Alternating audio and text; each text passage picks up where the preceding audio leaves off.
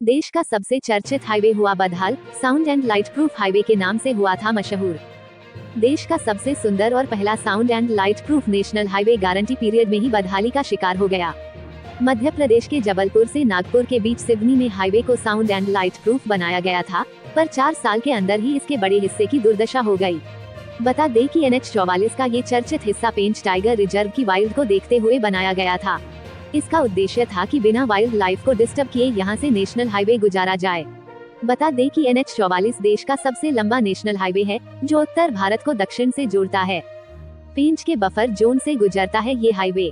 16 सितंबर 2021 को करीब 960 करोड़ रुपए की लागत से देश के सबसे सुंदर sound and light proof national highway के हिस्से का लोकार्पण किया गया था। नेशनल हाईवे 44 का ये हिस्सा जबलपुर से नागपुर जाते वक्त सिवनी में पड़ता है। नेशनल हाईवे -44 मध्य प्रदेश के सिवनी से महाराष्ट्र के नागपुर को जोड़ता है। इसी बीच पेंच नेशनल पार्क का बफर जोन लगता है, जिसमें कई जानवर सड़क हादसे का शिकार हो जाते थे, जिसके बाद सिवनी जिले के मोहगांव से ख्वासा बॉर्डर तक ये हाईवे बनाया गया।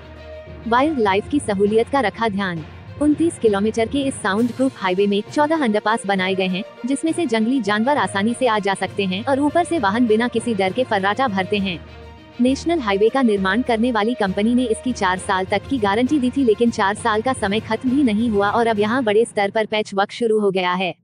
देश में क्यों रही इस हाईवे की चर्चा? हाईवे के इस हिस्से की सबसे खास बात यह है कि मोहगांव से ख्वासा के बीच 3145 मीटर लंबाई के 14 अंडरपास बनाए गए हैं, जिससे पेंच टाइगर रिजर्व के वन्य प्राणी आसानी घूम फिर सकें।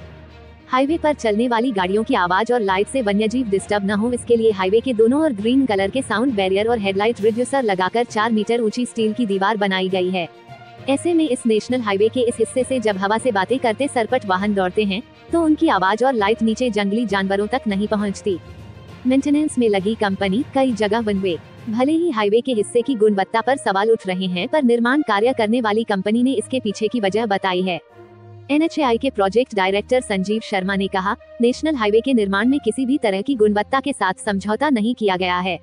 हाईवे के इस हिस्से का वजन अधिक होने की वजह से जमीन में कुछ डिप्रेशन आया है, जिसके कारण कुछ जगह सड़क उखड़ गई है। इसका मेंटेनेंस निर्माण करने वाली कंपनी द्वारा किया जा रहा है, क्योंकि अभी नेशनल हाईवे का निर्माण गारंटी पीरियड में है।